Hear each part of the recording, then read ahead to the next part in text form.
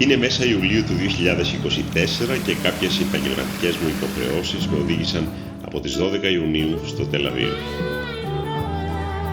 Σε αυτό το βίντεο θα μοιραστώ μαζί σας μερικές από τις εικόνες που είδα και έζησα εδώ.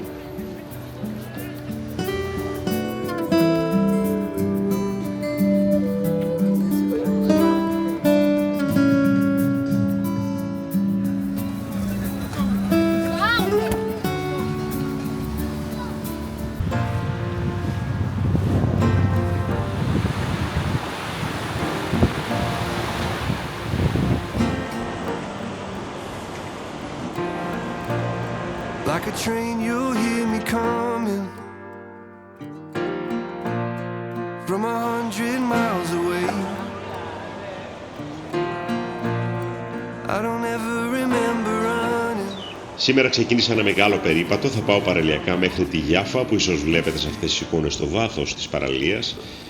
Θα την εξερευνήσω λίγο και μετά θα περπατήσω μέσα από την πόλη για να δω και κάποιες γειτονιές που με ενδιαφέρουν. That's exactly what I mean.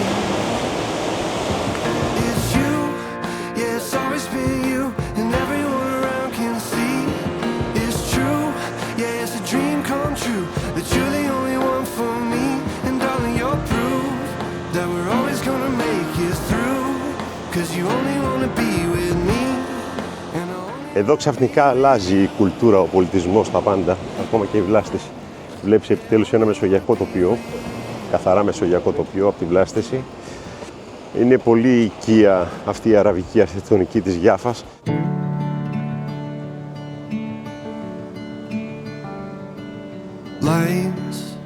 Η Γιάφα είναι ένα πανάρχαιο λιμάνι στην περιοχή της Παλαιστίνης, γνωστό σε όλη τη Μεσόγειο και κατά την ελληνική αρχαιότητα το ονόμαζαν Ιώπη. Ήταν μάλιστα ένα από τα πιο επικίνδυνα λιμάνια της Μεσογείου λόγω των πολλών σκοπέλων και υφάλων που βρίσκονται στην είσοδό του.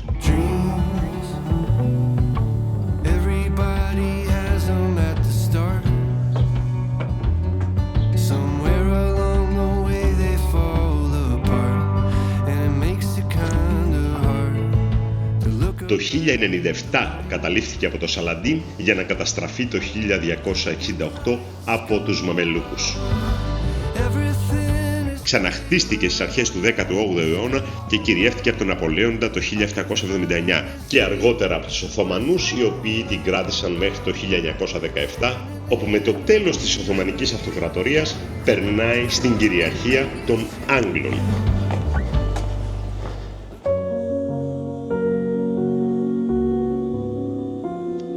Ήταν επίνυε της Ιερουσαλήμ, η οποία απέχει περίπου 56 χιλιόμετρα και αναφέρεται αρκετές φορές στην εβραϊκή βίβλο ως πύλη εισόδου για τους κέδρους του Λιβάνου για τον ναό του Σολομώντα, ως το μέρος από όπου ο προφήτης Ιωνάς απέπλευσε για την Ταρσό κτλ. Εδώ υποτίθεται ότι ο Απόστολος Πέτρος ανέστησε τον Δορκάδα και είδε ύστερα το όραμα με το οποίο κατάλαβε ότι το Ευαγγέλιο ήταν προορισμένο για όλα τα έθνη.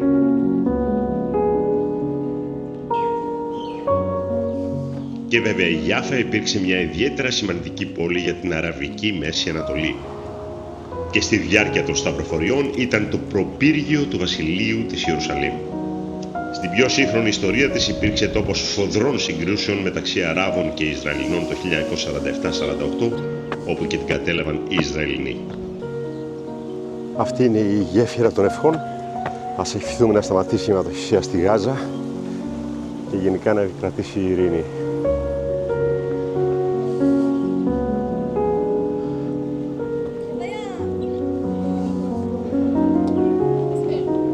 Γενικότερα η περιοχή εδώ της Γιάφα είναι πανέμορφη.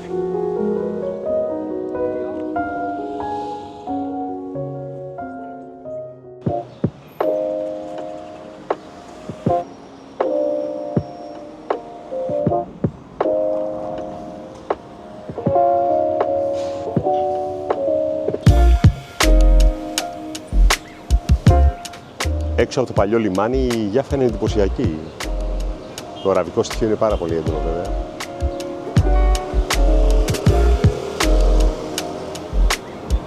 Να και το ιωνικό στοιχείο εδώ στη Γιάφα. Το αρχαιοελληνικό ιωνικό στοιχείο.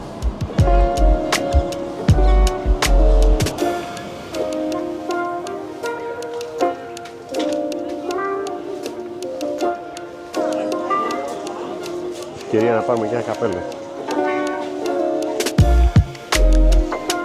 Από εδώ.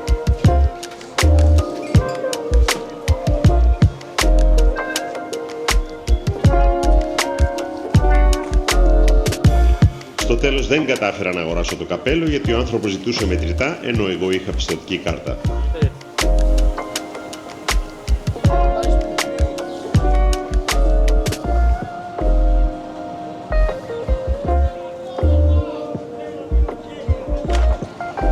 Εδώ αφήνω σιγά σιγά τη Γιάφα και την πολύ όμορφη πέθρια αγορά της και πάω προς το Νεβέτζεντεκ, έτσι λέγεται η περιοχή αυτή.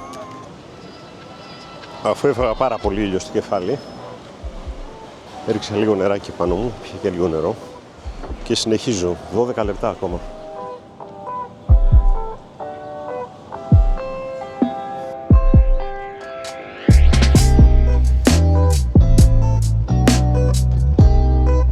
Εδώ στο Νεβέτζεντεκ υπάρχουν μεταξύ άλλων και τα δύο κτίρια του Κέντρου Χορού και Θεάτρου Σουζάν Ντελάλ, πολύ σημαντικός χώρος τέχνης για το Τελαβίβ, και επίσης πλατεία στην οποία βρίσκονται αυτά τα κτίρια είναι υπέροχη.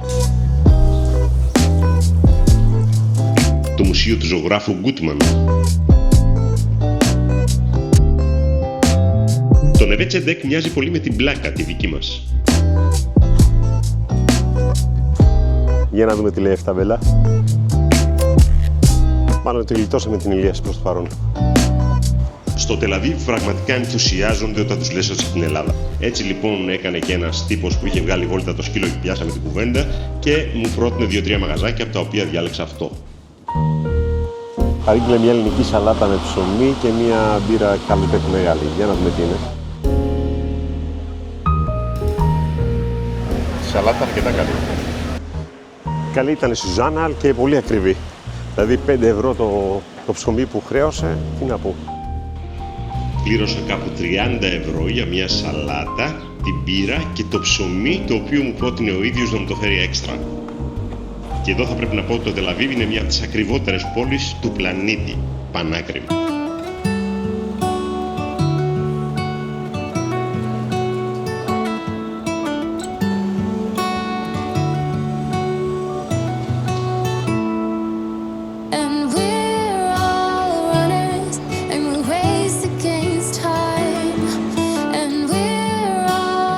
Και κάπως έτσι πήρα το δρόμο της επιστροφής για το σπίτι, κάτω από τον καυτό ήλιο και την πολύ μεγάλη υγρασία, ελπίζοντας να τα καταφέρω να φτάσω σώος. Το χρειαζόμουν το καπέλο τελικά. So we go.